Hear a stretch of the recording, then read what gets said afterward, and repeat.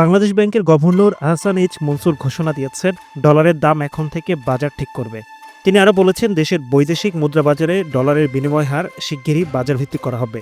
রপ্তানি রেমিটেন্সের উচ্চ প্রবাহের ফলে ডলারের দরে বাড়তি প্রভাব পড়বে না। নতুন নিয়মে ডলারের দরে সর্বোচ্চ সীমা 122 টাকা থাকছে না। বাজারের চাহিদা ও জোগানের ভিত্তিতে ডলারের দাম নির্ধারিত হবে। তা 122-এর বেশি বা কম হতে পারে। বুধবার 14 মে দুপুরে বাংলাদেশ ব্যাংকের প্রধান কার্যালয়ের কনফারেন্স হলে আয়োজিত সংবাদ সম্মেলনে এ তথ্য জানান গভর্নর। সংযুক্ত আরব আমিরাতে দুবাই থেকে ভার্চুয়ালি যুক্ত হয়ে সাংবাদিকদের সঙ্গে মতবিনিময় করেন গভর্নর। সংবাদ সম্মেলনে গভর্নর আশ্বস্ত করে বলেন, রপ্তানি আয় ও রেমিটেন্সের উচ্চ প্রবাহ থাকায় বাজারভিত্তিক মূল্য নির্ধারণ প্রক্রিয়ায় ডলারের দর উল্লেখযোগ্যভাবে বাড়বে না। এই পদক্ষেপের ফলে বৈদেশিক মুদ্রার রিজার্ভ ব্যবস্থাপনা আরও কার্যকর হবে এবং দেশে বিনিয়োগ বান্ধব পরিবেশ সৃষ্টি হবে।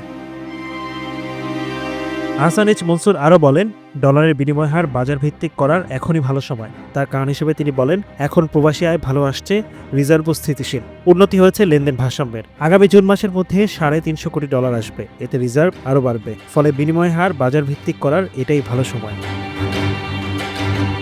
জানা যায়, বুধবার 14 মে সকালে ব্যাংকগুলোকে বাজার ভিত্তিক দামে লেনদেন করতে বলা হয়েছে। তবে এখনকার দামের সঙ্গে যেন খুব বেশি পার্থক্য না হয় সেদিকে নজর রাখতে বলা হয়েছে।